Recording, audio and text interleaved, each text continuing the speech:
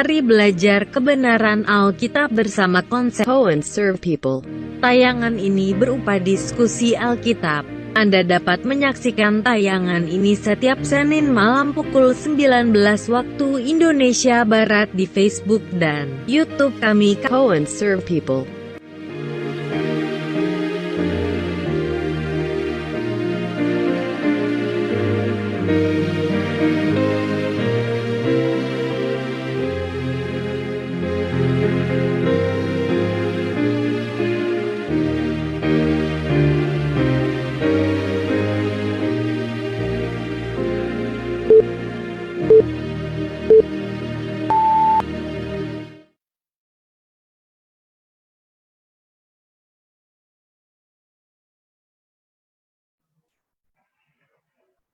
Shalom, selamat malam para sahabat konsep. Selamat datang dan bergabung dimanapun kita berada pada malam hari ini. Pada pertemuan malam ini kita akan menikmati suatu sajian mengenai tentang kebenaran Allah. Nah, sepanjang bulan ini kita akan membahas tentang kealahan dalam pandangan Alkitab. Dan pada malam hari ini, ya sebagai pembicara yang akan menyampaikan pembahasan dengan judul Allah di dalam Alkitab adalah Pendeta Muda Ari Depari, dan bersama juga dengan Pendeta Hilton Pardusi dan Cohen Serve People. Baik, untuk perkenalan pada pembicara, ya, Pendeta Muda Depari adalah pendeta yang bertugas pelayanan di Gereja Masih Advent Hari ke-7 Jemaat Bojonegoro dan Tuban, Jawa Timur. Ya, beliau sudah menikah dengan wanita yang dicintainya bernama Utami Buru Ginting. Baik, langsung saja untuk mempersingkat waktu, kita akan mulai mendengarkan materi yang akan disampaikan, dan kita akan mulai dengan doa yang akan dipimpin oleh Pendeta Muda Ricky Moll. Mari kita berdoa. Ya Bapa di sorga, kembali kami datang menghadap hadirat Tuhan. Kami sangat bersyukur, berterima kasih bagaimana kami merasakan berkat, kasih, kemurahan Tuhan sampai saat ini. Kami bersyukur untuk waktu yang baik malam hari ini, kami boleh dipertemukan untuk sama-sama belajar kebenaran akan firman Tuhan. Kiranya urapan Roh Kudus menjadi bagian kami semua yang mendengarkan, terlebih juga Pendeta Ari Depari yang akan menyampaikan firman Tuhan. Kiranya kami boleh dikuatkan, kami boleh menjadi dekat dan setia selalu kepada Tuhan. Ini doa kami Tuhan, kami serahkan semuanya ke dalam tangan-Mu. Hanya di dalam nama Yesus, Tuhan dan Juru Selamat, kami sudah berdoa. Amin.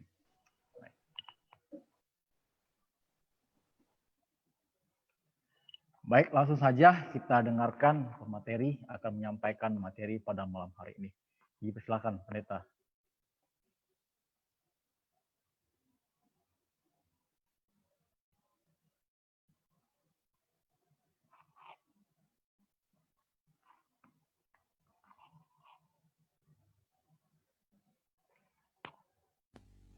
Baiklah, selamat malam untuk kita semua.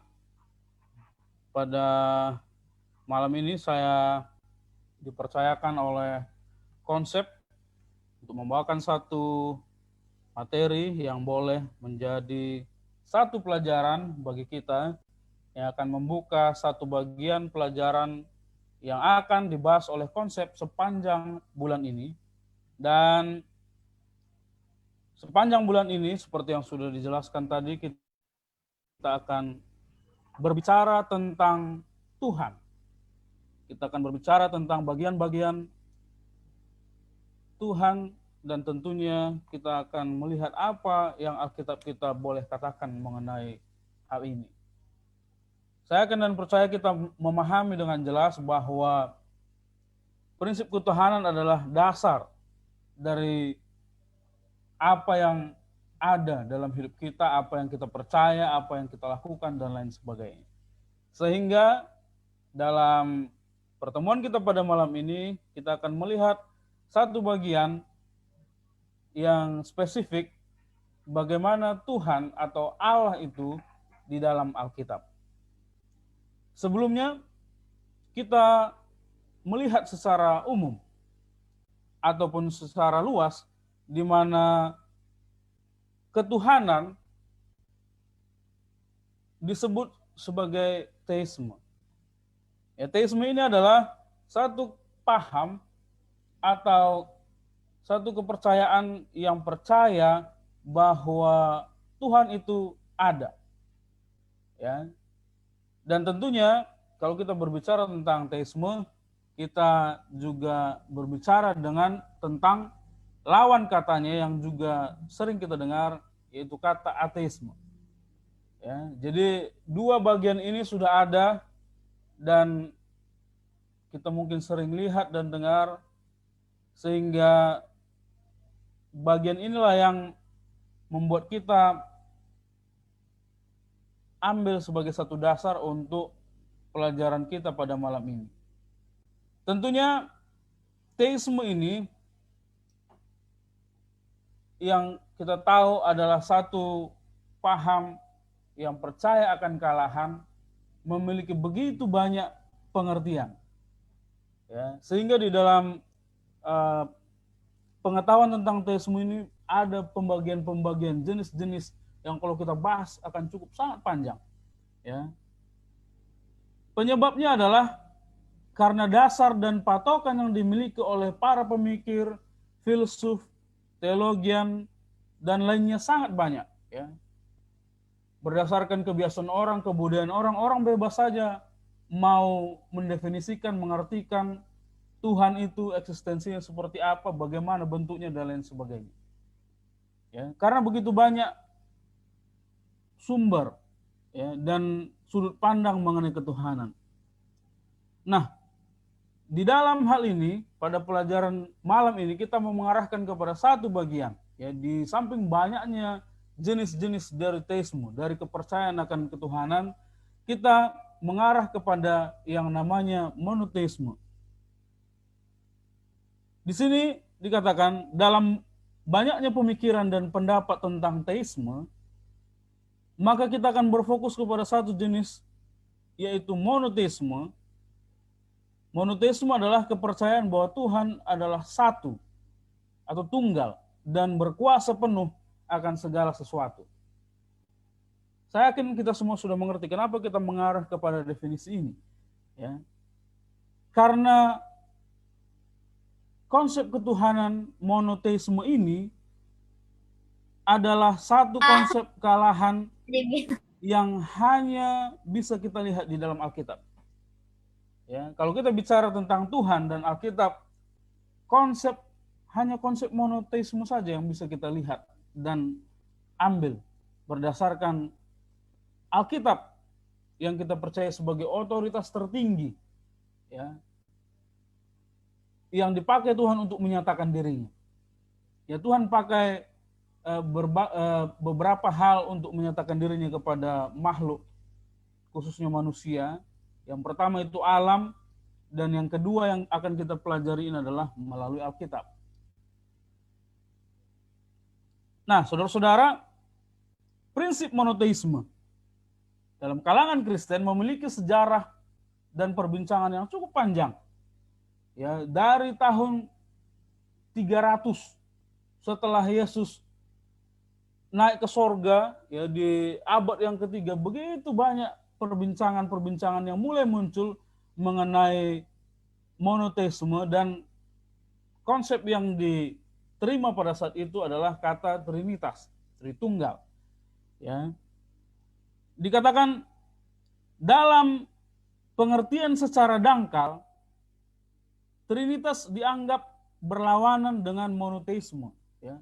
Banyak orang yang mendengar konsep Trinitas tetapi tidak terlalu dalam mengerti, akan menganggap bahwa Trinitas itu tidak akan pernah bisa menyatu dengan monoteisme. Ya.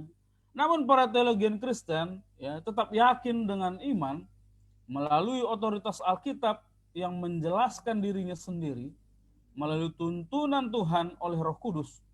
Yakin dan percaya bahwa monoteisme tidak bertentangan dengan Trinitas. Makanya kalau ada orang yang tanya, orang Kristen itu apa? Ya, politeisme atau monoteisme? Sudah jelas. Ya, kita ada monoteisme yang percaya kepada satu Tuhan saja. Ya, jadi ini alasannya kita akan melihat lebih jelas lagi, lebih khusus lagi. Namun pada malam ini kita tidak akan membahas doktrin Trinitas, ya, kita tidak akan banyak memperbincangkannya. Kalau kita penasaran dengan pandangan Trinitas Alkitabiah, mungkin kalau kita adalah anggota gereja Masa Advent hari ke-7, kita boleh langsung baca di bab yang kedua, di buku 28 doktrin. Ya. Di dalam pelajaran malam ini kita akan melihat lebih khusus, ya, bagian yang sangat berkaitan erat yang tertulis di Alkitab, yang menjadi dasar iman mengenai pengenalan akan kalahan yang penuh misteri, yang berfokus pada kata Esa. Ya. Inilah satu bagian yang tertulis dalam Alkitab yang menjadi hal yang kita pegang secara iman. Dan tentunya ini juga satu alasan mungkin yang membuat orang Kristen di negara ini bisa memegang 5 sila. Yang pertama itu adalah ketuhanan yang Maha Esa, karena Alkitab kita juga jelas mengatakan bahwa Tuhan itu Esa. Ya. Di dalam ayat pertama yang secara gamblang memakai kata Esa yang menggambarkan ketuhanan, dalam buku Taurat yang ditulis oleh Musa, kita bisa lihat di dalam Ulangan 6 ayat 4. Sebenarnya kata Esa ini sudah berkali-kali digunakan di kitab Kejadian dan Keluaran dan lain sebagainya, tetapi kata Esa yang menggambarkan Tuhan itu sendiri baru pertama kali dipakai oleh Musa di Ulangan 6 ayat 4. Ya. Ulangan 6 ayat 4 ini adalah satu penggalan dari kitab Tanak atau Taurat yang dipakai oleh orang-orang yang beragama Yahudi sebagai satu liturgi doa, ya, karena ayat ini sangat penting, ya. Dan ini sering juga disebut Shema atau Jewish Confession, ya. Kalau saya coba lihat bahasa Ibraninya dikatakan seperti ini, ya. Shema Israel, Yehovah Eloheinu, Yehovah Echad. Ya, Ulangan 6 ayat 4. Dengarlah hai orang Israel, Tuhan itu Allah kita, Tuhan itu Esa. Ya. Bahasa Ibrani Esa dalam ayat ini artinya seperti ini, ya. Satu, pertama dalam urutan, serupa, sendiri, seluruhnya, masing-masing, setiap, satu-satunya, lainnya, beberapa, bersama, dan banyak lainnya. Ya. Tetapi ini adalah kandungan yang paling utama di dalam kata ini sendiri.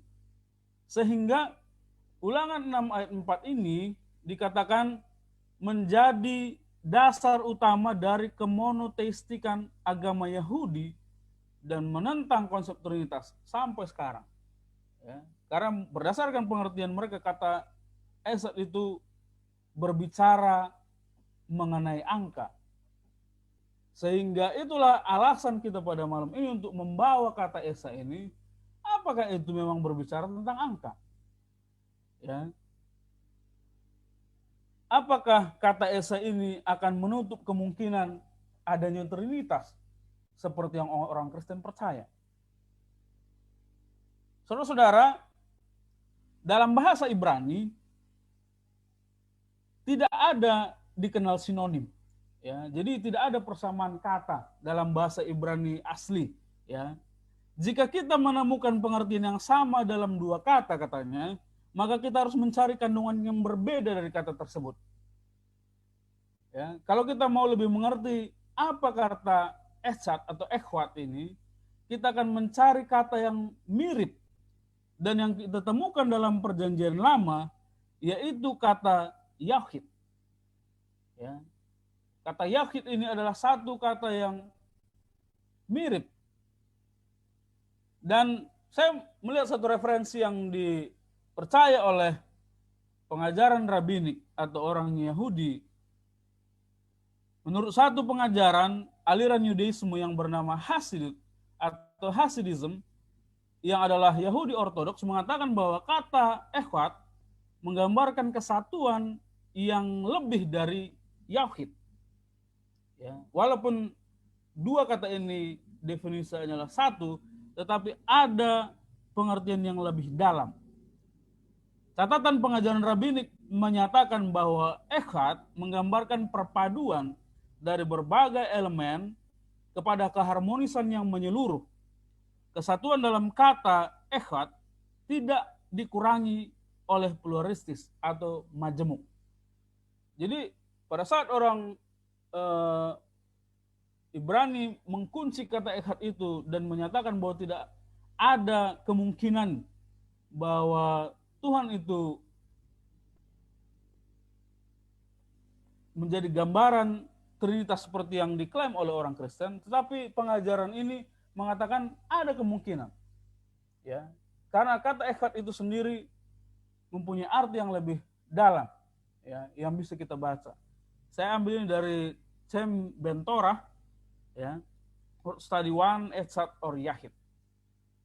Tapi saudara-saudara, kalau kita lihat lagi pengajaran lain nanti yang menyatakan bahwa echad itu tidak mungkin mensiratkan Trinitas, akan begitu banyak pelajaran-pelajaran yang tidak ada habisnya dalam argumentasi, pendapat, referensi dan lain sebagainya, ya.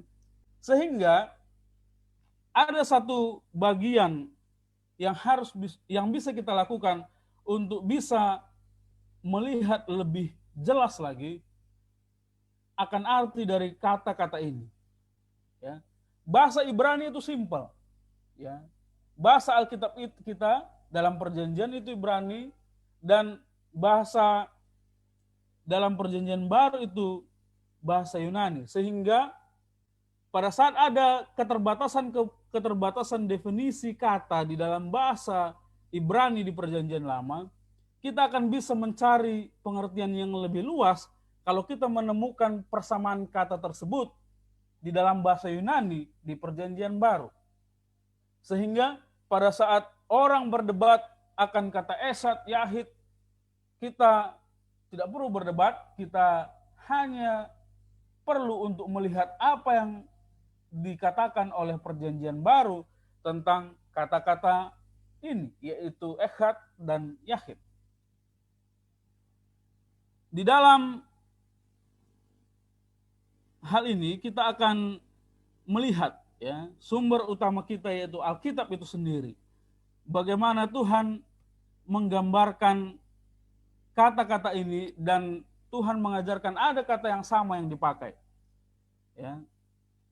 Bagian ini saya ambil dari pengajaran oleh pembimbing kami tentunya yang bersama-sama dengan kita di sini, yaitu hamba Tuhan Pendeta M. Pardosi. Dan dalam gambaran ini, hamba Tuhan ini mengupas secara jelas, ya, makna kata esa atau kata satu dalam bahasa Ibrani di perjanjian lama dan dibandingkan dengan persamaannya di perjanjian baru. Ya, pada saat begitu banyak pendapat echad, yahid tadi dalam perjanjian lama, kita lihat referensinya di dalam perjanjian baru. Ya. Di dalam Markus 12 ayat 29, kata esa atau echad itu kembali dipakai tetapi menggunakan bahasa Yunani. Dan orang yang mengutip kata itu adalah Yesus sendiri. Jadi kita yakin dan percaya kutipan yang dipakai Yesus, walaupun dia menggunakan kata yang bahasa yang ada pada zamannya, pasti tidak akan melenceng. Ya. Dikatakan bahwa kata esa yang diambil, yang dikutip langsung dari Ulangan 6 ayat 4, yang disebutkan Yesus dalam Markus 12 ayat 29, diganti menjadi kata eis. Ya. Jadi ini adalah langkah awal untuk melihat kata echad dalam bahasa Yunani yang Yesus sendiri gunakan kata eis. Ya. Kata Yunani yang digunakan adalah F, bentuk neuter normatif, singular eis. Dan ini adalah kata sifat. Ya, jadi sebenarnya pada saat kita melihat kata persamaan echad di perjanjian baru, maka itu sudah sangat jelas dan cerah, ya, tidak ada kebingungan-kebingungan yang perlu di situ, ya. Jadi hamba Tuhan Pendeta M. Pardosi sudah ambil satu gambaran yang lebih simpel lagi untuk kita bisa mengerti kata eis ini dan bagian-bagiannya di dalam bahasa Yunani. Sangat lengkap, itu bisa kita lihat di dalam Efesus 4 ayat 4 sampai 6. Jadi inilah kata satu yang ada dalam bagian kata echad itu sendiri. Ya, ada 7 kata satu yang disebutkan di dalam Efesus 4 ayat 4 sampai 6, dan dalam ayat ini sendiri kita bisa lihat, ya, kita bisa lihat apa arti dari kata satu ini berdasarkan perjanjian baru. Dalam Efesus 4:4 sampai 6, satu tubuh ya menggunakan kata en dan satu roh, sebagaimana kamu telah dipanggil kepada satu pengharapan yang menggunakan kata mia, bentuk feminin dari eis yang terkandung dalam panggilanmu. Satu Tuhan, eis yang adalah sama dengan esa tadi, maskulin, nominatif maskulin. Satu iman, mia. Satu baptisan, en. Satu Allah, kembali eis, dan Bapa dari semua. Ya, jadi dari Efesus 4 ayat 4 sampai 6 ini sudah jelas eis maskulin, en neter, dan mia feminin berasal dari kata yang sama, yaitu one dan juga esa, seperti yang dikutip oleh Yesus sebelumnya dalam Markus 12 ayat 29 dan yang dikutip oleh Paulus di dalam 1 Korintus 8 ayat 4 sampai 6. Lalu lebih jelasnya juga kita bisa lihat Yesus sendiri pakai dalam kata-kata di dalam Yohanes 17 ayat 22. Ya. Kita ya, dalam arti Yesus dan Bapa adalah satu. Ya. Namun Yesus mendoakan agar umat-umatnya menjadi satu. Ya. Kata yang digunakan adalah en. Ini berarti kata en tidak merujuk kepada angka, tetapi kepada kesatuan. Ya. Bapa dan Yesus adalah satu, dan seluruh murid-murid Yesus dan pengikutnya adalah satu. Dan ini sangat simpel dan jelas mengatakan bahwa bentuk kesatuan ini adalah bentuk sifat, bukan visi atau angka. Ya. Ada satu kesimpulan yang saya ambil dari tulisan pendeta M. Pardosi. Di sini dikatakan Alkitab dengan jelas menyatakan bahwa Allah itu esa, satu, esat, eis, en, mia. Ya, berdasarkan ayat-ayat yang kita tadi di atas. Tidak ada yang lain selain Dia yang telah menciptakan langit dan bumi. Wahyu 14 ayat 7. Allah di dalam perjanjian lama dan Allah di dalam perjanjian baru adalah Allah yang satu dan sama. Demikian juga Yesus Kristus dan Roh Kudus. Nah, karena kita tadi sudah ambil kata esat dan membandingkannya dengan kata es, kita juga harus mengambil dan menyelesaikan pembahasan mengenai Yahweh tadi. Dan persamaan kata yang bisa kita lihat dalam perjanjian baru adalah kata monos, ya, yang terdapat dalam beberapa ayat juga, sehingga kita akan bisa lebih mengerti apa perbedaan kata echad dan yahid ini. Ya. Ayat-ayat yang bisa kita lihat yaitu dalam Yohanes 17 ayat 3, ya, Allah adalah satu-satunya. Lukas 24 ayat 18, adakah engkau satu-satunya? Roma 16 ayat 27, bagi Dia satu-satunya. 1 Timotius 6 ayat 16, Dialah satu-satunya. Ya, jadi sama sekali berbeda ayat ini. Sehingga kita mengerti kenapa kata Yahweh ini tidak pernah dipakai oleh penulis perjanjian lama untuk menggambarkan Tuhan. Ya. Jadi pada saat orang berdebat sampai sekarang mengenai hal ini, apalagi banyak serangan-serangan yang dilakukan oleh orang-orang mengenai paham ketritunggalan Tuhan, kita akan melihat secara jelas Tuhan sudah gambarkan ini melalui hikmat hamba-hamba Tuhan. Lalu yang terakhir, berbicara tentang Allah, kita juga harus mengingat tentang apa yang Dia lakukan sebagai Tuhan. Ya. Selain daripada yang di atas untuk mengenal Tuhan, kita juga harus mengetahui kegiatan-kegiatan Tuhan. Karena Alkitab lebih banyak berbicara mengenai kegiatan Tuhan daripada keberadaannya. Kalau kita berbicara tentang keberadaan Tuhan, tentang bagaimana Tuhan di sana dan lain sebagainya, banyak yang kita tidak tahu. Karena Tuhan itu maha dan kita sangat-sangat terbatas. Sehingga salah satu hal yang harus kita pakai adalah untuk mengetahui apa yang dilakukan Tuhan, apa dampaknya dalam hidup kita.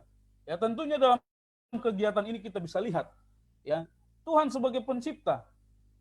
Ya, eksistensi semua yang ada dalam hal-hal di sekeliling kita itu karena Tuhan. Ya. Dan dia juga adalah penopang dunia kalau kita dalam Ibrani 1 ayat 3. Karena Tuhanlah segala sesuatu ini bisa berjalan dengan baik dan teratur. Ya, sistem tata surya kita dapat berjalan karena Tuhan sendiri. Ya.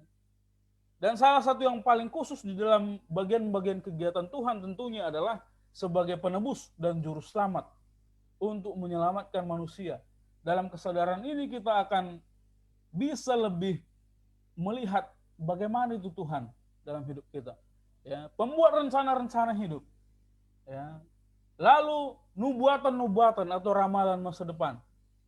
Lalu janji-janji yang baik. Lalu pengampunan dosa yang membuat kita bisa kembali bertobat dan memulai yang lebih baik dalam hidup. Ya, patut disembah. Lalu dia adalah penguasa alam semesta. Lalu dia juga menyertai umat-umat Tuhan. Dia juga adalah gembala yang baik dalam Mazmur 23 yang sering kita baca. Lalu dia memenuhi kebutuhan. Dan yang terakhir, dia adalah pemelihara hidup. Jadi saudara-saudara, di samping begitu banyaknya akademisi yang membahas definisi Tuhan, siapa itu Tuhan, menurut bahasa ini, bahasa itu. Secara iman, kita akan melihat dan mengaminkan hal ini, sehingga kuasa kegelapan tidak akan mempengaruhi dan mengkaburkan pengetahuan kita akan Tuhan, tetapi di samping pengetahuan itu, hubungan kita. Karena banyak orang yang menghabiskan energinya tentang pengetahuan akan Tuhan, tapi hubungannya belum tentu baik sama Tuhan. Ya, hanya berdasarkan gengsi akademis atau pengetahuan atau argumentasi, tapi hubungannya belum tentu baik sama Tuhan. Sehingga di awal pelajaran tentang kealahan ini akan kita pelajari sepanjang bulan ini, kita akan melihat Tuhan adalah Tuhan yang patut disembah, Tuhan yang esa, yang juga adalah Tritunggal, yang kita percaya terdiri dari Allah Bapa, Anak Allah Yesus Kristus, dan Roh Kudus, yang akan lebih detail kita lihat di dalam bagian-bagian pelajaran di minggu-minggu yang akan datang. Kiranya Tuhan memberkati.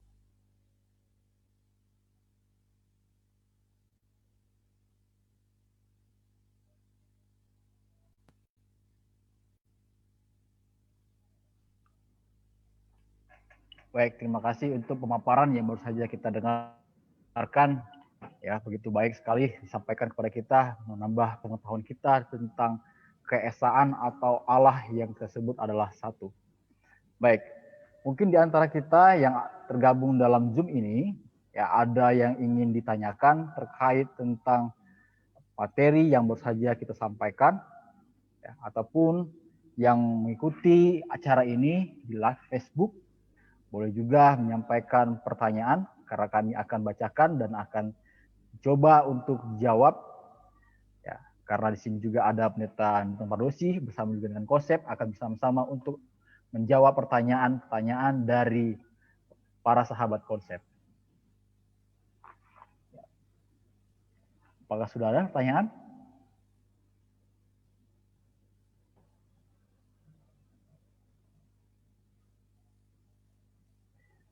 Baik, bila mana tidak ada, kita mau coba dulu dengar ulasan sedikit dari Pendeta Milton Pardosi, ya, bagaimana keesaan kesatuan Allah itu.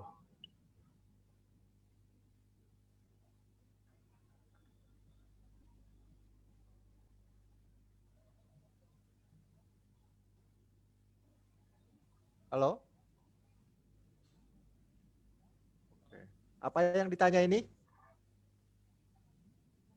Pertanyaan, Sir. Ya, kita mau dengar tambahan dari Sir-nya juga, ya, terkait tentang materi yang baru saja kita dengar, karena pertanyaan ada yang masuk. Oh, oke, baik. Jadi terima kasih kepada sahabat Konsep yang ada di Zoom ini, saudara-saudara. yang sudah hadir dan juga para pemirsa atau yang melihat live dari program ini di Facebook dan juga nanti yang di YouTube ya. Jadi terima kasih atas pemaparan yang sudah disampaikan oleh Pendeta Muda Depari ya. Belajar tentang Allah itu, saudara belajar tentang sesuatu yang tidak terlihat ya. Tapi saudara imani, karena memang Allah itu tidak bisa kita lihat ya. Beda dengan bangsa Israel dulu, nabi-nabi atau orang-orang di zaman Yesus.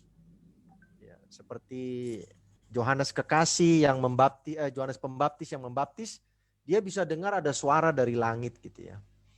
Lalu tiba-tiba ada turun Roh Kudus seperti burung merpati, lalu ada Yesus yang dia baptiskan. Jadi mereka bisa melihat Yesus ya. Orang Israel di Gunung Sinai bisa lihat ekspresi dari kekuatan kuasa Allah yang dahsyat itu, mereka bisa lihat.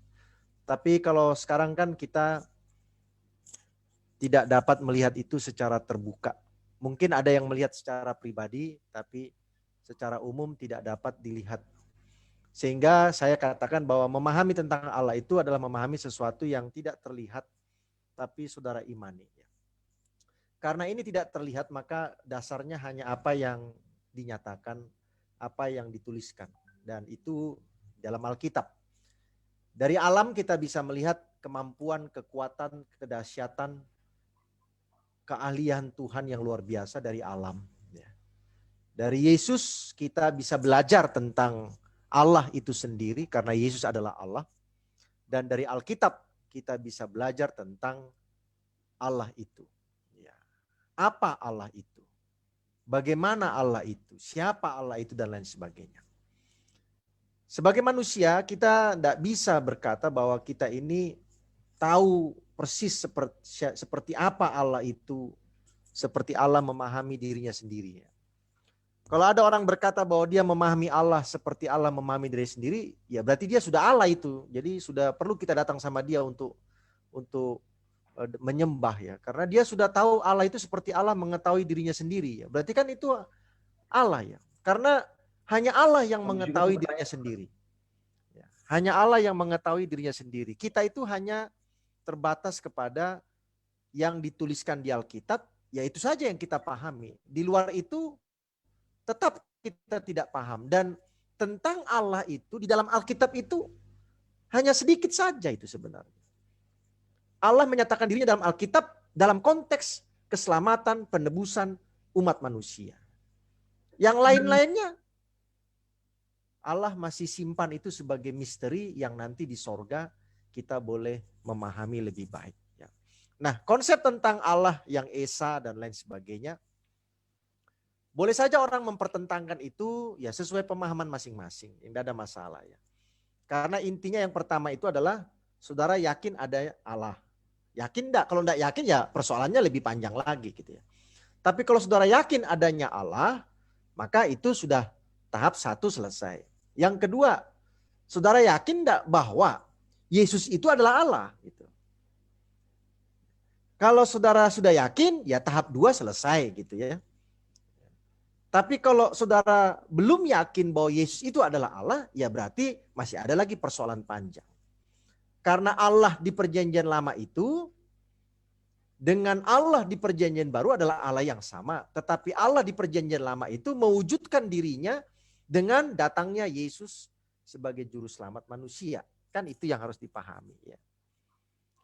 Lalu bicara tentang Esa, bicara tentang apa? Nah tadi sudah dijelaskan oleh Saudara Pendeta Muda Depari, Esa tidak bicara tentang sebuah angka.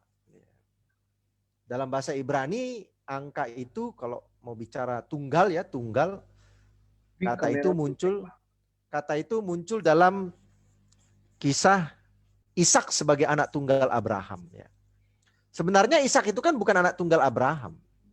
Abraham punya anak 2 paling tidak sebelum dia mengusir Hagar dan Sarah meninggal. Karena setelah Sarah meninggal dia punya anak juga dari gundik atau istri yang lain. Dan itu ada beberapa ya. Tetapi dalam kisah Ismail dan Ishak, setelah Ismail itu disuruh keluar dari rumah, maka akhirnya Abraham itu tinggal satu anaknya. Tuhan tidak menerima Ismail sebagai anak dari Abraham untuk mewarisi janji yang Tuhan berikan. Tapi Ismail tetap mendapatkan berkat dari Tuhan sebagai keturunan Abraham. Nah, di situ yang muncul adalah tunggal. Ya memang cuma satu. Nah, Musa sebagai yang menjelaskan tentang Allah itu, Musa yang pertama mendapatkan kebenaran dari seluruh penulis Alkitab ini, dia menuliskan Allah itu dengan kata kita, ya. Dalam Kejadian 1, baiklah kita menjadikan manusia. Kira-kira kita ini Allah ini berdiskusi dengan siapa? Dengan malaikat. Kan tidak mungkin Allah mengajak malaikat menciptakan manusia, lalu menjadikan manusia itu menurut gambar dan rupa Allah plus malaikat. Kita yakin bahwa kita ini tidak diciptakan menurut gambar Allah plus malaikat, tapi menurut gambar Allah. Jadi kita ini siapa yang diajak berdiskusi? Kan tidak mungkin hanya satu oknum bicara kepada dirinya sendiri. Tidak mungkin. Musa memahami itu bahwa satu oknum bicara kepada oknum yang lain. Itu sebabnya dia menggunakan ekspresi kita. Dan setelah itu barulah di Ulangan pasal 6 dia katakan Shema itu ya. Shema Yisrael itu. Ya. Jehovah Elohim itu Ehad. Nah, Musa tidak pakai Yahid, tapi dia pakai Ehad. Nah, kenapa Musa harus menggunakan kata Ehad bukan Yahid? Kan ini harus menjadi perenungan kita, saudara-saudara. Kenapa gitu? Untuk Ishak dia pakai kata Yahid, tapi untuk konsep kealahan Yahweh itu Esa dia pakai kata Ehad. Kata Ehad itu pertama muncul di Kejadian 2 ketika Tuhan katakan, Musa tuliskan laki-laki itu harus meninggalkan orang tuanya dan menyatu dengan istrinya sehingga mereka menjadi satu daging. Kata satunya itu adalah Ehad. Dagingnya kan ada dua. Adam dan Hawa. Kenapa dikatakan satu daging? Kan berarti terjadi pembohongan kalau dibilang dua, ada dua ternyata satu. Ya karena Musa memang tidak bicara tentang angka. Musa bicara tentang sebuah kesatuan, unity. Tadi sudah diberikan definisi dari kata Ehad. Nah, kira-kira itulah saya boleh tambahkan untuk sekedar membuka pemikiran kita bagaimana Musa si penulis pertama buku Alkitab itu menanamkan konsep itu dengan jelas dari Kejadian 1, kata kita, kata kami, ya. Lalu di Ulangan pasal yang ke-6 ayat yang ke-4 dibandingkan dengan kisah Ishak sebagai anak tunggal. Lalu tadi dikatakan juga tentang Yesus yang menduplikasi kalimat Musa itu dalam pernyataan yang sama, tetapi penulis perjanjian baru menggunakan bahasa Yunani yang menggunakan terminologi yang berbeda antara satu sebagai sebuah kesatuan dengan satu sebagai mono atau satu-satunya. Terima kasih.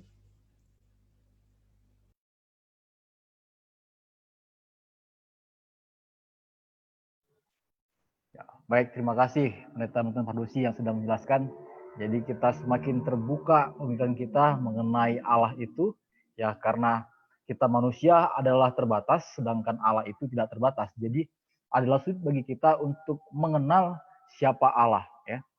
Yang terpenting adalah tadi poinnya adalah bagaimana kita mengimani Allah itu sendiri dan bagaimana kita memiliki hubungan yang baik dengan Allah. Baik, di sini sudah ada 3 pertanyaan yang sudah masuk. Kita mau coba untuk bahas. Pertanyaan pertama yaitu istilah Kristenitas tidak ada di Alkitab. Lalu kenapa kekristenan pakai istilah itu? Nah, ini menarik ini. Karena kita tidak temukan di Alkitab di manapun yang menjelaskan atau menggunakan kata Trinitas, tapi banyak kita orang Kristen menggunakan istilah ini. Ya, jadi kita mau coba tahu dulu ya bagaimana penjelasan yang akan dijelaskan oleh Pendeta Depari. Silakan. Mungkin boleh langsung ke pertanyaan kedua. Kayaknya baik. agak berhubungan, ya. Baik, kita lompat saja ya, langsung kedua saja. Ya, dari Dr. Ida Bagus Koko, ya, beliau bertanya, sekarang kekristenan lagi seru nih membahas oneness versus trinitas. Pertanyaannya adalah, apakah kalau seseorang percaya Yesus adalah Tuhan, tapi tidak mengakui Trinitas, apakah itu menjadi masalah bagi keselamatan kekal? Ya, percaya Tuhan tapi tidak percaya Yesus. Nah, ini menarik ini ya. Nah, mari kita dengarkan dulu ya penjelasan yang akan disampaikan oleh Pendeta Depari. Boleh memberikan penjelasan terkait pertanyaan ini? Baiklah. Pertanyaan pertama yang akan diikuti oleh pertanyaan kedua. Yang pertama itu, istilah Trinitas tidak ada di Alkitab. Kenapa kekristenan memakai istilah tersebut? Jadi kita memahami bahwa pada dasarnya kekristenan itu muncul dari satu perkumpulan, satu kesepakatan, dan satu bagian dari satu kesatuan yang sudah ada sejak Yesus meninggalkan murid-muridnya membentuk jemaat. Nah, walaupun kata Trinitas tidak ada, tetapi berdasarkan sejarah, pada saat ada satu konsili yang dilakukan oleh gereja di tahun sekitar abad yang ketiga, kata ini dipakai untuk memperkenalkan konsep ketuhanan itu sendiri. Ya, jadi itu hanya istilah. Artinya kalau orang tidak mau pakai istilah itu tanpa harus tidak mengakuinya juga menurut saya tidak masalah. Jadi kata Trinitas itu hanya istilah yang dipakai untuk menggambarkan. Jadi kalau ada yang bilang, loh ini kan tidak ada di Alkitab, jadi saya tidak mau pakai ini. Tapi dia tetap mempercayai konsep Trinitas itu, walaupun tidak mau pakai kata itu, saya pikir tidak masalah. Jadi kata Trinitas ini hanya diciptakan dari satu kesepakatan. Apa yang kita pakai untuk menamai pemahaman ini? Ya, itulah yang dikenal dengan Trinitas, Tritunggal, dan lain sebagainya. Lalu berbicara tentang bagian yang pertanyaan yang kedua ini, ya, sekarang kekristenan ya banyak berbicara tentang oneness versus Trinitas. Ya, apakah kalau seorang percaya Yesus adalah Tuhan, ya, tetapi tidak mengakui Trinitas, apakah itu menjadi masalah bagi keselamatan kekal? Ini adalah satu pertanyaan yang sudah jelas saya tidak bisa jawab, karena urusan keselamatan itu urusan Tuhan. Ya, jadi bagaimana yang saya ketahui adalah pada saat saya menerima firman, saya mengerti firman itu berdasarkan iman saya, dan saya mengikuti apa yang disebutkan oleh firman dengan tujuan saya dapat menurut kepada Tuhan. Ya, jadi jika seseorang melihat satu pengertian berdasarkan tuntunan roh, entah itu Roh Kudus atau roh yang lainnya, kalau mereka tidak percaya, apakah itu berhubungan keselamatan mereka, hanya Tuhan yang tahu menurut saya.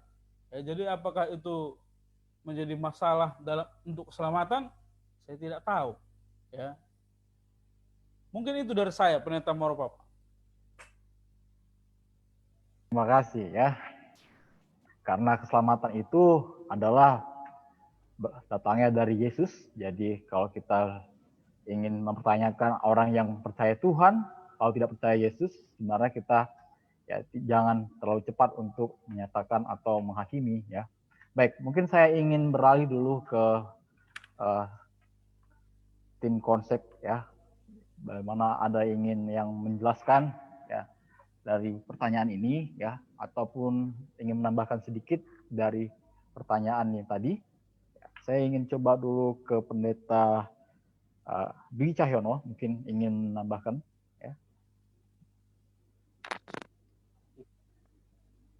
Ya, baik. Terima kasih Pastor Maru dan juga Pastor Ari yang sudah memberikan presentasi pada malam hari ini. Selamat malam untuk kita semua dan juga yang ada di Facebook menyaksikan pada saat ini. Baik.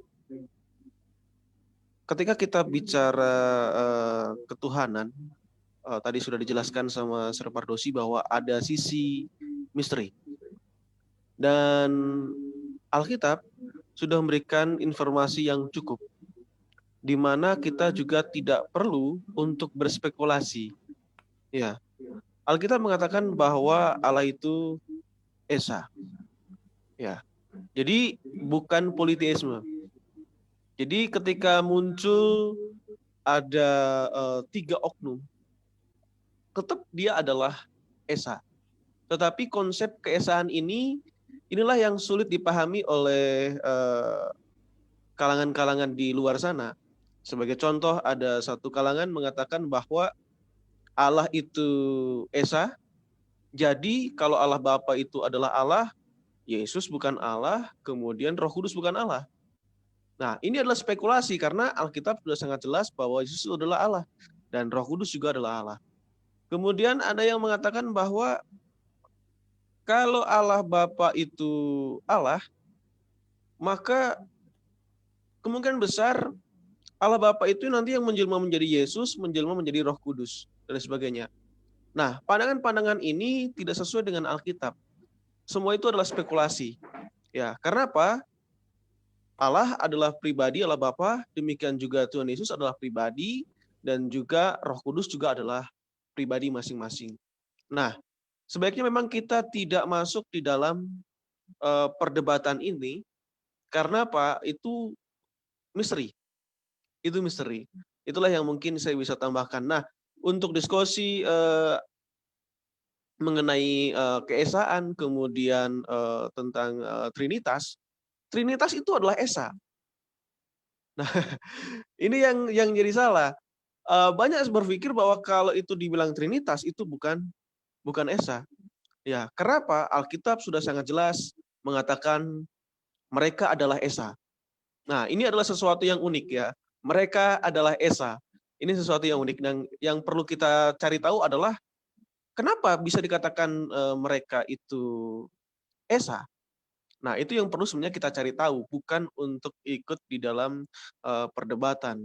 Kalau kita nggak percaya dengan Trinitas tapi percaya Yesus itu adalah Allah, nah ini sesuatu yang susah dipahami. Kenapa? Kalau kita percaya bahwa Yesus itu adalah Allah, kemudian Allah Bapa itu adalah Allah, Roh Kudus adalah Allah, maka otomatis kita harus menerima konsep Trinitas yang kita sampaikan pada malam hari ini. Ya. Kalau bicara mengenai keselamatan ya kita tidak bisa masuk ke sana. Ya. Itu mungkin tambahan saya menurut saya. Terima kasih untuk tambahannya dari Pendeta Dwi Cahyono ya, bahwa kita harus juga bisa menerima yang namanya Trinitas, apa yang ada di dalamnya kita harus yakini dan kita imani. Baik, ada pertanyaan berikutnya, yaitu pertanyaan yang ketiga ya. Pertanyaan yang ketiga adalah apakah yang dimaksud kesatuan itu ya? Mungkin bisa disebutkan apakah yang dimaksud dengan kesatuan Allah itu ya? Apakah saat di Alkitab ditulis tentang Yesus beraktivitas juga menyatakan Allah yang kesatuan itu beraktivitas juga? Nah, ini menarik ini. Jadi kesatuan itu seperti apa ya? Mungkin tadi sudah disampaikan oleh pemateri, tapi kita mau coba juga ulas lagi, mungkin supaya lebih jelas ya, lebih lengkap. Boleh dijelaskan oleh Pendeta Depari untuk pertanyaan nomor 3 ini.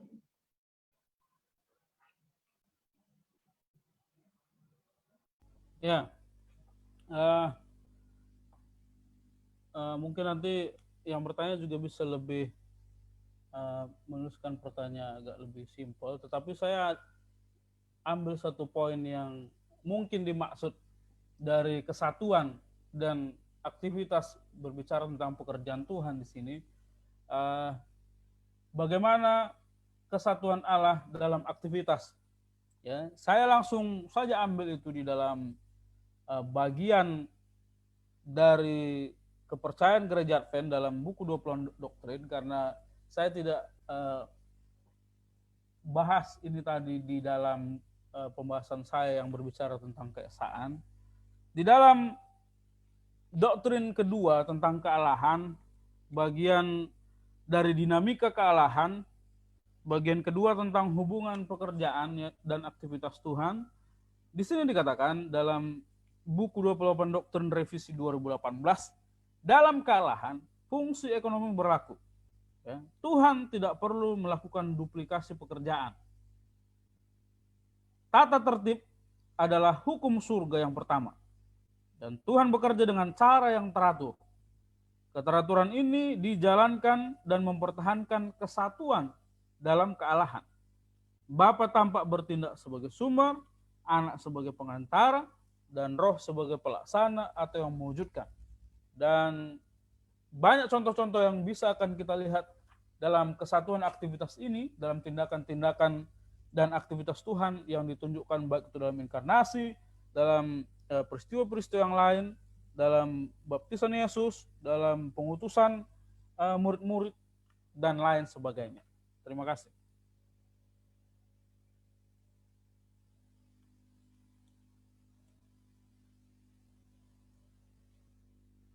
Terima kasih Pendeta Depari yang mencoba untuk memberikan penjelasan. Baik, di sini kita coba juga untuk melihat bagaimana pendapat dari Pendeta Milton Pardosi terkait tentang pertanyaan yang pertama dan pertanyaan yang kedua, ya, supaya kita lebih memahami lebih jelas lagi. Baik, terima kasih. Ya, pertanyaan.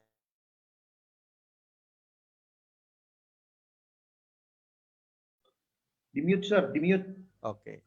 Terima kasih atas pertanyaannya. Istilah Trinitas tidak ada di Alkitab. Kenapa kekristenan pakai istilah itu? Ya. Apakah menjadi dosa kalau saudara membuat sebuah istilah untuk memahami kebenaran itu? Walaupun istilah itu secara harafiah tidak muncul. Ya. Dalam Alkitab itu banyak juga pekabaran yang secara Alkitab tidak muncul harafiah gitu ya. Jangan kamu merokok, nggak ada juga di situ. Ya. Nah, tapi kenapa juga kita nggak merokok? Ya karena konsepnya yang diberikan Alkitab.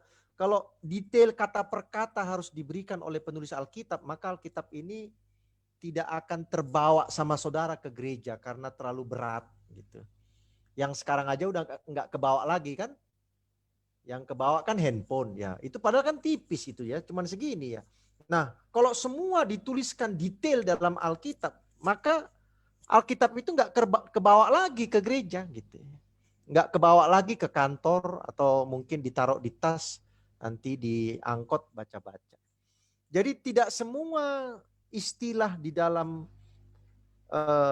doktrin atau pemahaman gereja itu harus ada istilah itu harafiah di dalam Alkitab. Tidak semua. Ya. Tetapi manusia menggunakan pemahaman itu lalu memberikan sebuah istilah. Ini sama seperti begini saudara-saudara memahaminya. Allah memberikan kebenaran kepada para penulis Alkitab. Pertanyaannya, apakah kebenaran yang diberikan Allah itu kata per kata? Kan tidak. Kebenaran itu diterima oleh hati, pikiran, akal si penulis Alkitab. Kemudian kebenaran itu dituliskanlah dalam bahasa manusia yang akhirnya menggunakan pemahaman manusia untuk menggambarkan Allah. Saya kasih contoh. Nanti saudara buka buku Amos. Di situ ditulis Tuhan mengaum dari Sion. Sekarang saya mau tanya, apakah istilah itu akan saudara pakai sekarang kalau lagi berdoa? Mohon maaf ya Tuhan. Mengaumlah engkau dari sorga. Apa saudara nggak dilempari orang ngomong begitu sekarang? Loh itu istilah loh Pak Pendeta, itu harafiah ada. Ya kalau gitu pakailah, kan nggak ada masalah. Tapi nggak ada orang mau pakai sekarang ekspresi Amos itu. Nggak ada orang mau pakai. Saya belum pernah mendengar ada doa, entah di gereja manapun, lalu keluar istilah, lalu Tuhan mengaum dari sorga melihat dosa dunia ini. Sehingga ditimpakanlah bencana dan lain sebagainya. Nggak ada ekspresi itu. Itu ekspresi cuma ada di buku Amos. Dan beberapa kitab Nabi di perjanjian lama lainnya. Jadi pemahaman kita adalah ada sebuah kebenaran, sebuah konsep kebenaran yang dituliskan para nabi atau rasul. Lalu manusia di zaman modern mencoba menyederhanakan sebuah konsep kebenaran yang panjang itu menjadi sebuah istilah. Boleh saja istilah itu tidak terlalu tepat di mata Tuhan, boleh saja kan. Namanya pun manusia mengekspresikan tentang kebenaran, ya boleh saja. Kalau istilah yang sesungguhnya dalam Alkitab itu apa sih? Ya cuman kealahan. Itu Rasul Paulus yang sampaikan itu. The Godhead kalau bahasa Inggrisnya. Divinity, Theos. Itu kealahan. Ya cuman itu aja. Loh kalau gitu pendeta saya nggak mau pakai Trinitas, pakai the Godhead atau kealahan. Ya monggo, nggak ada masalah itu. Nggak ada yang perlu diperdebatkan dan dipersoalkan di situ. Ya. Yang kedua, kealahan itu menurut Alkitab Bapa, Anak, dan Roh Kudus. Nah kalau saya percaya cuman kepada Yesus, terus Bapaknya ini mau dikemanakan kira-kira? Oh saya nggak percaya. Ya akan rumit kan, kita percaya sama anak, nggak percaya sama Bapa, kan jadi bingung kita ya. Kan menjadi bingung nanti ini. Saya percaya kepada anak, tapi saya tidak percaya kepada Bapa. Padahal Bapa dan anak ini satu. Esa. Yesus katakan, aku datang untuk melakukan kehendak Bapakku. Ini sekalian pertanyaan yang nomor 3. Itulah kesatuan. Apa kata Yesus? Aku datang untuk melakukan kehendak siapa? Bapakku. Ya kan?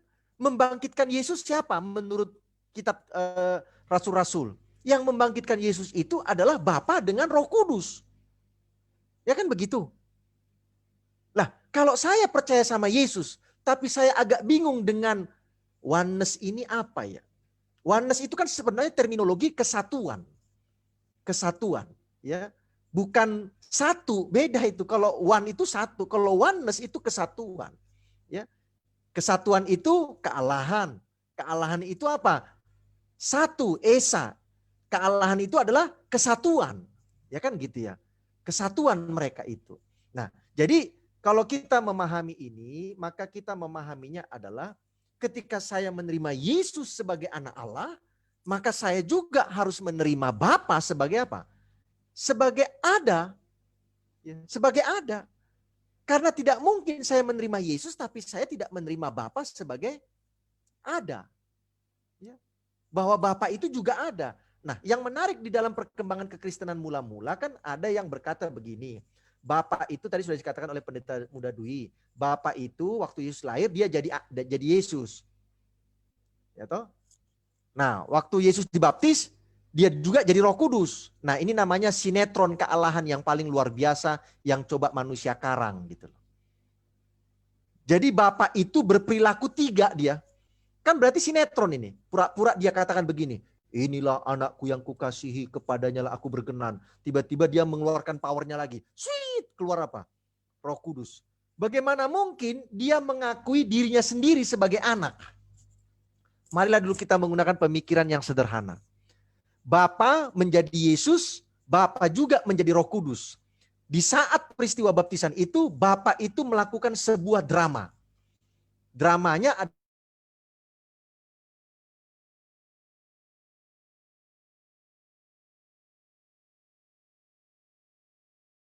peristiwa inilah anakku yang kukasih itu 2 kali terjadi. Kalau saudara masih ingat. 1 dicatat dalam buku Yohanes versi yang lain. Yaitu khusus kepada murid-murid. Betul nggak? Masih ingat itu? Itu 2 kali itu Bapa bersuara seperti itu. 1 di hadapan orang banyak dalam proses baptisan. 1 lagi di dalam Yesus dengan murid-murid secara khusus. Inilah anakku yang kukasih, dengarkanlah dia. Ya. Nah, kesatuan itu apa? Kesatuan itu adalah apa yang dilakukan Bapa itu juga menjadi apa yang dilakukan oleh Yesus, itu juga yang menjadi apa yang dilakukan oleh apa? Roh Kudus. Tidak tabrakan. Ya, bukan yang satu mencipta, yang satu memelihara, yang satu merusak. Ada pemahaman seperti itu. Enggak. Ini kesatuan. Ya. Kalau baca buku Ibrani, siapa yang menciptakan alam semesta ini? Siapa yang menciptakan dunia ini? Ada yang mau jawab? Menurut buku Ibrani. Menurut buku Yohanes, siapa yang menciptakan? Yesus. Ada yang bilang Yesus. Kalau saya jawabnya Allah. Iya. Bapa melalui Yesus Kristus menciptakan manusia, menciptakan dunia ini. Jadi kalau gitu penciptanya siapa? Allah. Tapi saya mau tanya, eksekutornya siapa? Yesus Kristus. Kan begitu cara memahami. Sehingga cocoklah dia dengan Kejadian 1. Pada mulanya Allah menjadikan apa? Firman. Langit dan bumi. Lalu ditanya, siapa Allahnya? Perhatikan baik-baik cara Musa menulis. Pada mulanya Allah menciptakan langit dan bumi. Elohim itu bukan nama. Elohim itu adalah gelar, sesembahan. Orang kafir non-Israel di seluruh perjanjian lama, ketika mereka memanggil yang mereka sembah, itu selalu dengan Elohim. Elohim itu ada namanya. Setiap bangsa, Allahnya itu ada namanya. Nah, di Kejadian 2 lah, baru Musa menempelkan Elohim itu dengan satu nama. Baca itu Kejadian 2. Lalu Tuhan Allah menciptakan. Karena ada pertanyaan, ini Elohim yang mana ini? Karena banyak ini sekarang di negeri-negeri Mesir, di negeri-negeri padang belantara Timur Tengah itu. Kan Musa ini kan menulisnya itu kan di 40 tahun Midian itu. Pasti ada pertanyaan, ini Allah yang mana? Lalu Tuhan tuntunlah Musa untuk menempelkan sebuah kata kepada Elohim yang adalah pencipta. Dan itulah YHWH itu. Sehingga ketika ditanya sekarang, Allah yang menciptakan ini siapa? Lalu apa jawab saudara? YHWH. Begitu. Statusnya siapa itu YHWH itu? Elohim statusnya. Terima kasih banyak. Mungkin ini Pak Pendeta Pardosi bisa juga mungkin jawab ini. Sebenarnya mana yang benar? Allah anak atau anak Allah? Karena ini seringkali kebolak-balik. Nah ini bagaimana sejarahnya kok bisa kebolak-balik ini? Yang mana ini kebolak-balik? Alkitab gak ada kebolak-balik? Sebutan. Seringkali kita salah menyebut. Salah menyebutnya bagaimana contohnya? Contohnya dulu. Kita perlu dengan contoh. Kadang ada yang bilang Allah Bapa, Allah Anak, Allah Roh Kudus. Nah, sebenarnya yang bagaimana sebutan yang benar ini? Iya. Jadi sebutan yang benar itu kan kalau di dalam Alkitab ya Allah Bapa itu ada. Tapi kalau Allah Anak tidak ada, yang ada anak Allah. Anak Allah ya. Dan itu pun muncul baru di Perjanjian Baru karena terminologi itu tidak muncul di Perjanjian Lama. Tetapi oleh karena sudah mengikut kepada Allah Bapa, jadi seperti mengikutlah kepada siapa? Yesus Kristus. Nah kalau saudara mau menggunakan ekspresi anak Allah, ya enggak apa-apa, enggak ada masalah. Memang itu ekspresi yang ada dalam Alkitab.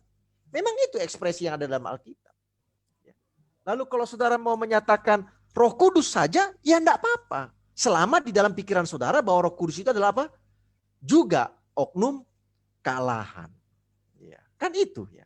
Karena ini sebuah terminologi, sebuah ekspresi, sebuah istilah ada di dalam Alkitab atau kita menyamaratakannya dengan sebuah awalan yang sama yaitu Allah Bapa, Allah Anak dan apa? Allah Roh Kudus. Sebenarnya kan ekspresi kata Allah itu hanya mau menyatakan bahwa Bapa itu adalah Allah, Anak itu adalah Allah dan Roh Kudus pun adalah apa? Allah. Kan sebenarnya itu penggunaan kata Allah yang ditempelkan kepada Bapa, kepada Anak, dan kepada siapa? Kepada Roh Kudus. Tapi kalau saudara mau gunakan istilah anak Allah, ya tidak ada masalah juga. Tidak ada masalah. Karena memang itulah yang muncul dalam apa? Dalam Alkitab. Ya, Perjanjian Baru secara khusus. Terima kasih. Baik, terima kasih untuk penjelasannya dari Pendeta Pardosi. Mungkin ada pertanyaan yang lain ya untuk ditanyakan supaya kita bisa diskusi lebih lanjut. Ada pertanyaan dari Dr. Ida Bagus Koko. Pertanyaan adalah, Abraham sepertinya percaya Tuhan itu Esa, tapi pribadinya jamak. Kejadian 20 ayat 13 tertulis, Allah menyuruh aku. Kata menyuruh dalam bentuk jamak bukan tunggal. Apakah ayat ini bisa menjadi bukti Alkitabiah bahwa Abraham juga meyakini konsep dari Trinitas? Oke, baik. Untuk pertanyaannya sangat menarik sekali ya. Ya, saya mau tanyakan dulu, memberi kesempatan menjawab kepada Pendeta Depari untuk menanggapi pertanyaan ini. Silakan, Pendeta. Baiklah, dalam Kejadian 20 ayat 13. Mungkin kata menyuruh itu maksudnya kata Allah ya. Karena kalau dalam bahasa aslinya, ya kandungan kata jamak yang sudah tadi dibahas juga oleh Pendeta Pardosi, penggunaan kata Elohim yang memang sudah dibahas juga oleh Pendeta Pardosi dimulai dari Kejadian 2, dan tentunya penulis yang sama yaitu Musa menulis menggunakan istilah yang sama juga pada saat Tuhan menyuruh Abraham. Jadi kalau pertanyaannya apakah ayat ini menjadi bukti bahwa Abraham meyakini Trinitas, menurut saya karena yang tulis ayat ini bukan Abraham tapi Musa, jadi ini adalah satu pernyataan bahwa Musa lah yang mengerti dan menekankan konsep kemajemukan atau bentuk jamak dari Tuhan itu. Tapi menurut opini saya, mungkin nanti Sir Pardosi bisa tanggapi. Saya yakin secara pribadi, walaupun tidak ada ditulis di Alkitab, Abraham pasti mengerti dan paham konsep Trinitas. Karena dia adalah salah satu dari nabi yang berkali-kali bertemu dengan Tuhan dan berbicara secara langsung. Mungkin menurut saya dia bisa mengerti akan konsep Trinitas ini. Tetapi kalau apakah ayat ini jadi bukti bahwa Abraham yakin, saya pikir tidak bisa dikatakan begitu karena yang tulis ayat ini adalah Musa, bukan Abraham. Terima kasih. Yap. Baik, terima kasih ya. Jadi jelas sekali tadi sudah disampaikan bahwa bukan bisa menjadi bukti. Baik, saya mau langsung ingin mencoba untuk mungkin atau ada yang lain dari antara sahabat tim konsep mencoba untuk menambahkan, ya, dipersilakan. Di mana ada ingin menambahkan sebelum nanti ke Pendeta Pardosi untuk menjawab. Tidak ada? Oke, baik. Waktunya kita berikan ke Pendeta Pardosi untuk menjawab.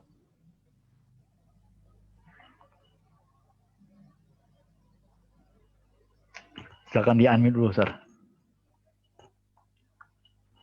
Baik, terima kasih atas ayat yang diberikan dalam Kejadian pasal 13. Sebagaimana tadi dikatakan oleh Pendeta Muda Ari Depari, ya. Karena yang menulis ini bukan Abraham, ya, tetapi Musa yang melihat peristiwa itu, lalu Musa yang menuliskan, kan begitu ya. Ya. Karena kita tahu buku Kejadian ini kan ditulis oleh Musa. Ya. Jadi kalau ditanya di sini apakah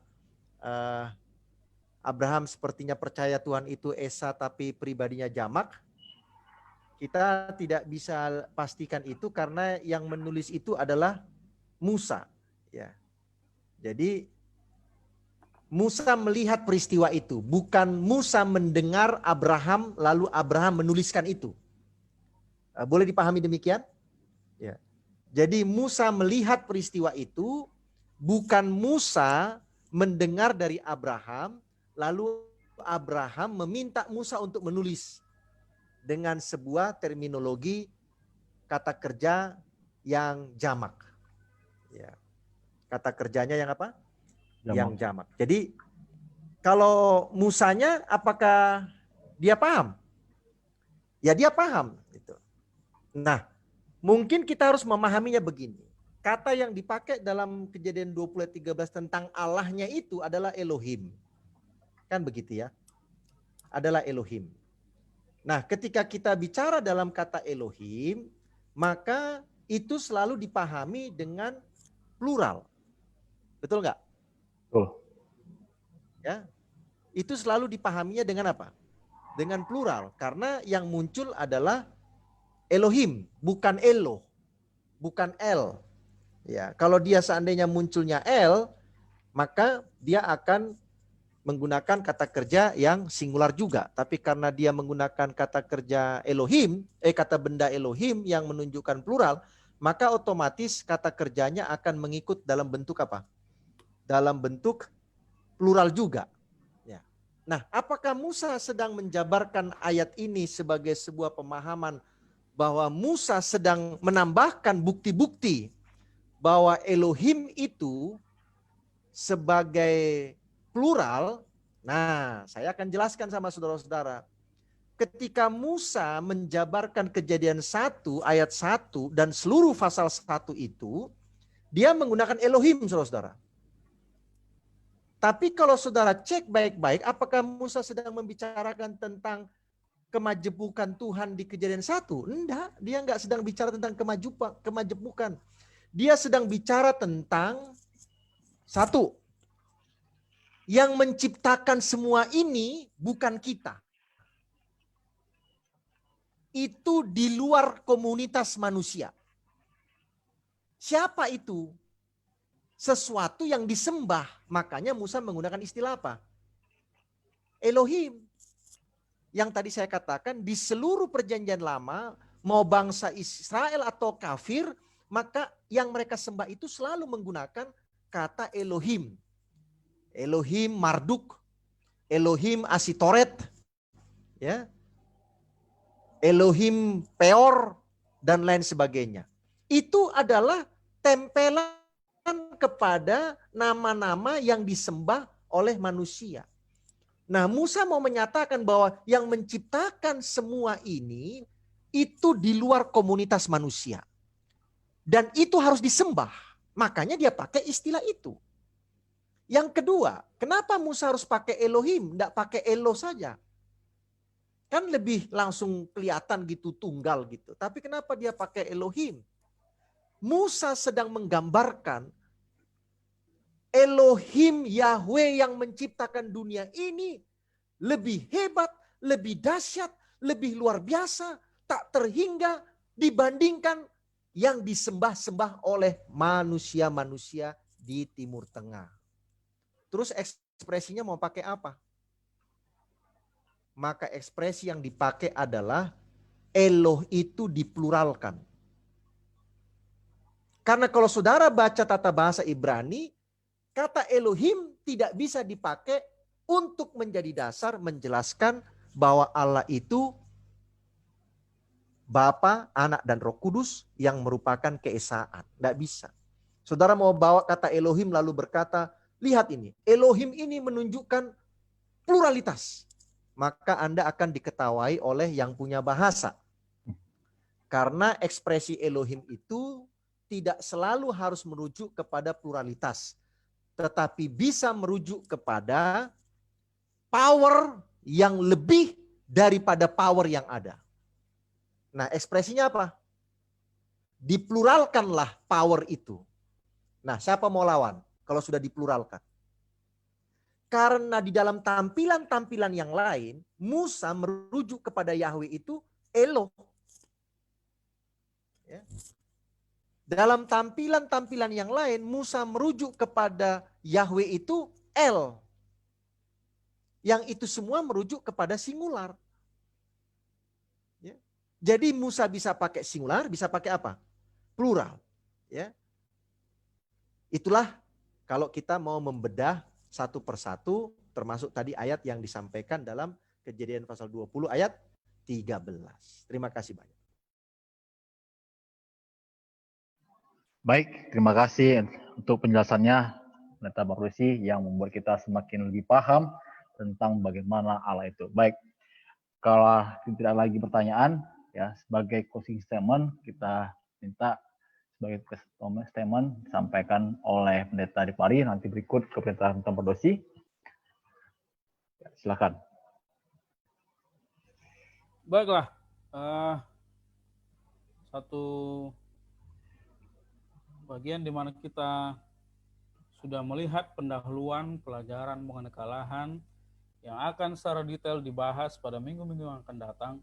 Dan di bagian akhir ini saya ingin kita yang sudah mengikuti tentang pelajaran Alkitabiah kealahan ini kembali melihat kepada satu firman yang dituliskan di dalam Ulangan 29 ayat 29. Satu tokoh yang sangat sering kita bahas tadi, yang kita pikir banyak mensiratkan dan menjelaskan tentang konsep Trinitas yang ada di Perjanjian Lama, juga mengatakan seperti ini di ayat itu. Hal-hal yang tersembunyi ialah bagi Tuhan Allah kita. Tetapi hal-hal yang dinyatakan ialah bagi kita dan bagi anak-anak kita sampai selama-lamanya, supaya kita melakukan segala perkataan hukum Taurat ini. Jadi dalam berbagai hal dalam perjalanan dan usaha kita untuk lebih mengenal Tuhan, untuk lebih punya hubungan yang lebih pribadi dengan Tuhan, mungkin kita banyak kerinduan, pertanyaan, dan lain sebagainya. Tapi hal yang harus kita sadari di akhir pelajaran kita ini, bahwa ada hal yang dinyatakan Tuhan, dan dengan tuntunan Roh dan dengan ketekunan kita belajar, puji Tuhan kita mengerti. Tetapi ada banyak hal lagi yang tidak Tuhan sampaikan. Ya, kerinduan kita pastinya satu saat nanti kalau kita sudah masuk surga, kita semua akan tanya hal-hal yang tidak diungkapkan itu, dan tentunya puji Tuhan nanti Tuhan akan berikan jawaban-jawaban yang lebih baik. Kita tidak perlu menghabiskan energi kita untuk hal-hal yang rumit dan tidak membangun keimanan, apalagi menjadi perdebatan dan kelemahan iman. Kiranya Tuhan memberkati. Baik, terima kasih untuk closing statement-nya ya. Bagaimana kita merindukan surga supaya kita bisa mendapatkan semua jawaban untuk pertanyaan-pertanyaan yang tak terjawab di muka bumi ini. Baik, langsung saja closing statement kepada Pendeta Pardosi untuk merangkumkan kita punya pembahasan malam ini. Baik, terima kasih sahabat konsep dan saudara-saudara yang sudah hadir di Zoom, serta sahabat konsep yang sudah melihat dari live Facebook. Nah, malam ini saya hanya berikan 2 saja untuk kita merenung. Ya. Yang pertama adalah kealahan perjanjian lama, perjanjian baru itu sama, tidak ada berubah. Ketika kita memahami kealahan perjanjian baru, maka sebenarnya kita menerima kealahan perjanjian lama. Tapi mungkin belum dapat memahaminya seperti mudahnya kita memahami kealahan di perjanjian baru yang kelihatan ada Bapa, ada Anak, dan ada Roh Kudus. Sementara di perjanjian lama, saudara dan saya mungkin melihat hanya Bapa dan Roh Kudus, sementara Anak sepertinya tidak muncul. Ya, padahal kalau saudara pahami baik-baik perjanjian lama, maka ekspresi tentang keberadaan Anak dalam aktivitas kealahan di perjanjian baru itu justru muncul berulang-ulang, yaitu dengan ekspresi the angel of the Lord yang ditulis dalam huruf besar semua, yaitu dalam bahasa Indonesia diterjemahkan malaikat Tuhan. Itu tidak bicara tentang malaikat yang diciptakan Allah, tetapi itu bicara tentang Yesus Kristus yang di dalam perjanjian baru itu menggunakan istilah lebih banyak Mikael, penghulu malaikat. Walaupun Daniel juga menggunakan ekspresi itu dengan sama, yaitu Mikael. Jadi apa yang saudara pahami di perjanjian baru dengan kehadiran Bapa, Anak, dan Roh Kudus yang terlihat secara jelas dalam tulisan-tulisan para rasul, maka itu pun sebenarnya muncul juga di dalam perjanjian lama, tetapi dengan menggunakan ekspresi atau istilah yang sedikit berbeda kepada Yesus Kristus, yang kita yakini itu adalah Mikael, penghulu malaikat, atau dalam ekspresi orang Ibrani, the angel of the Lord. Kalau saudara baca cerita Simson, the angel of the Lord itu bertemu dengan orang tua Simson, dan Simson berkata, matilah kita, karena kita sudah melihat Allah. Bagaimana mungkin orang tua Simson menyamakan the angel of the Lord itu dengan Allah, kalau itu hanya sekedar malaikat? Orang Ibrani tahu malaikat is malaikat. Malaikat tidak pernah dikategorikan sebagai Allah. Tetapi dalam kisah orang tua Simson, maka orang tuanya katakan, kita akan mati karena kita sudah melihat siapa? Sudah melihat Allah. Dan itulah ekspresi the angel of the Lord. Yang kedua yang saya mau sampaikan kepada kita, inti kealahan ini adalah saudara percaya kepada Bapa, saudara percaya kepada Yesus, dan saudara percaya kepada siapa? Kepada Roh Kudus. Mereka itu equal, eternal, dan eksis bersama-sama. Kalau dalam terminologi teologianya, co-equal, co-eternal, dan co-eksis. Tapi itu Pak Pendeta nggak ada dalam Alkitab terminologi itu. Ya memang nggak ada, karena pemahaman Alkitab itu diterjemahkan ke dalam satu terminologi. Co-equal artinya sama-sama ada. Co-eternal artinya sama-sama kekal. Dan coexist artinya sama-sama ada. Tidak ada yang menyusul, tidak ada yang datang kemudian. Terima kasih banyak, Tuhan memberkati. Baik, terima kasih. Ya, kita sudah mendapatkan sebuah rangkuman dari pembahasan kita pada malam hari ini. Terima kasih untuk para sahabat konsep yang sudah menyaksikan baik live dari Facebook maupun yang ada di Zoom meeting ini. Kami mengundang para konsep untuk mengikuti pada pertemuan minggu depan. Kita akan membahas satu topik yang berjudul Allah Bapa. Untuk itu, mari sama-sama kita dalami kebenaran firman Tuhan bersama dengan konsep. Sampai jumpa pada pertemuan minggu depan. Kiranya Tuhan memberkati kita.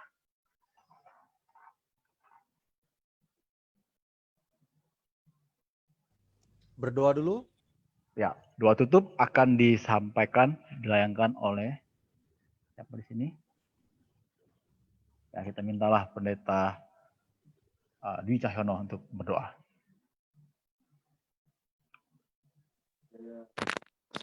Ya. Baik, mari kita berdoa. Bapa di surga, terima kasih ya Tuhan pada malam hari ini di mana kami boleh belajar tentang Engkau. Dan terima kasih untuk hamba Tuhan Pendeta Ari yang sudah Engkau utus untuk menyampaikan pekabaran pada malam hari ini. Terima kasih ya Tuhan untuk pelajaran yang begitu indah di mana kami boleh memahami sedikit dari apa yang Tuhan telah usahakan untuk perkenalkan kepada kami. Dan biarlah kami semua dapat senantiasa belajar mengenai Engkau dan kami memfokuskan diri untuk supaya dapat bertemu dengan Tuhan setiap saat. Terima kasih Bapa. Kami berdoa untuk kami semua, biarlah pelajaran ini dapat menjadi berkat bagi kami yang ada di Zoom, maupun ada yang menyaksikan di Facebook maupun di media yang lainnya. Biarlah kami semua senantiasa mendapatkan pertolongan daripada Tuhan untuk mempelajari dan memahami tentang Engkau. Terima kasih Bapa. Di dalam nama Tuhan Yesus kami telah berdoa dan mengucap syukur. Amin. Amin. Baik, terima kasih untuk partisipasinya. Terima kasih atas pelajarannya, Saudara Pendeta Muda Depari ya. Tuhan memberkati ya. Sukses. Terima kasih, Makasih Dokter bantuannya, Koko Sir. ya.